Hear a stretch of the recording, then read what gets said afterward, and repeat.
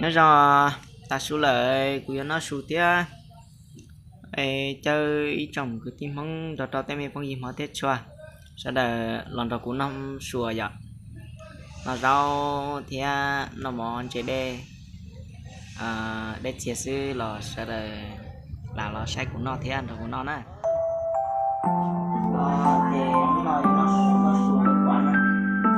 chỉ còn theo được nó sủa được quá nó tại thế là lắm là sai trả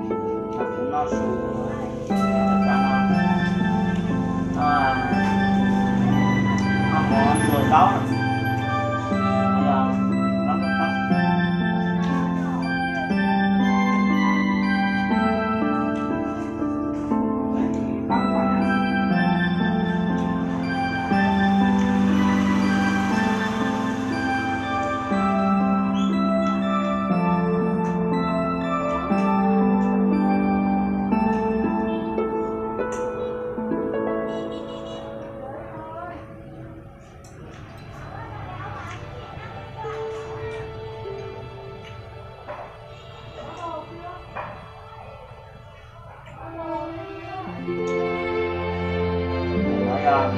chả đẹp nha mắt là xích sợ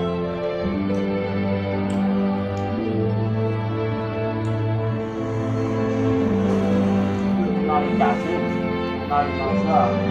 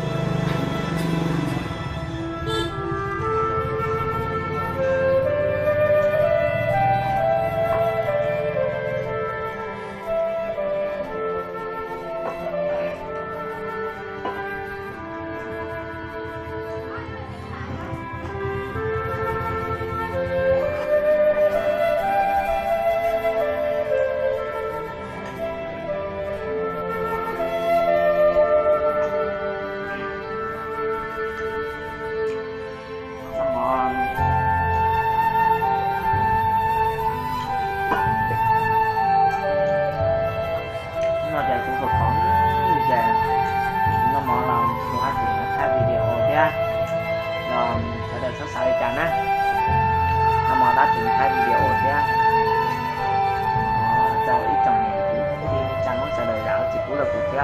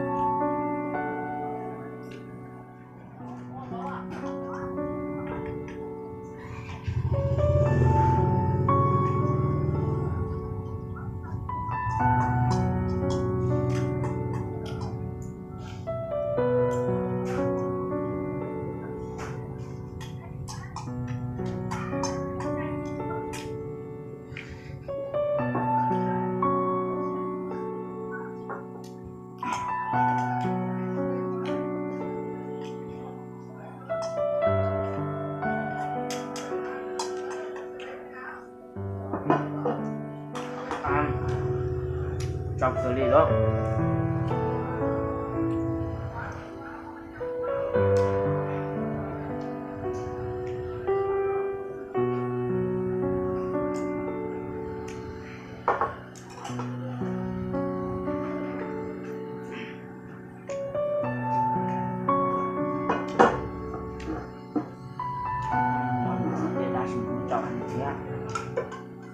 nó đọc chơi đó mình là mẹ của chúng ta nó lọc rồi nhá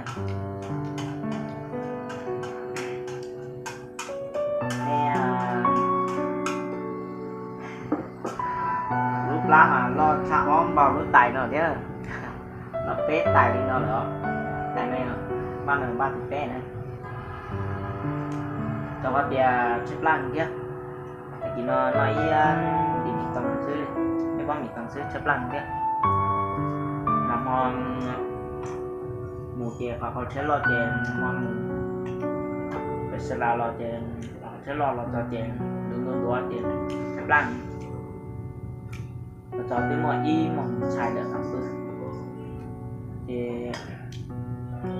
xếp lăn thì tại vì nó sẽ nói có mình còn đó thì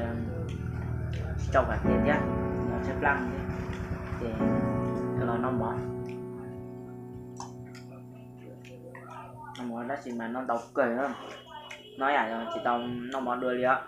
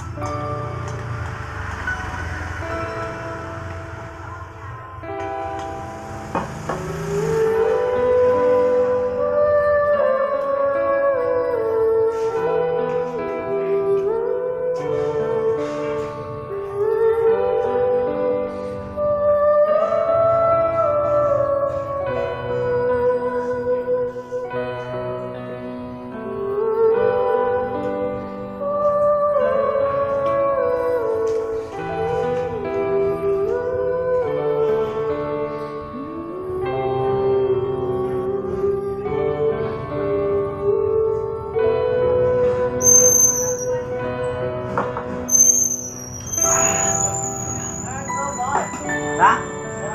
Vâng, anh về đi. Đâu đâu, nó ở dưới đầu xe thế này. Vâng.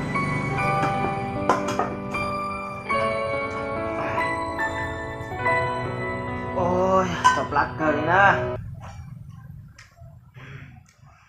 Chọc cờ đi.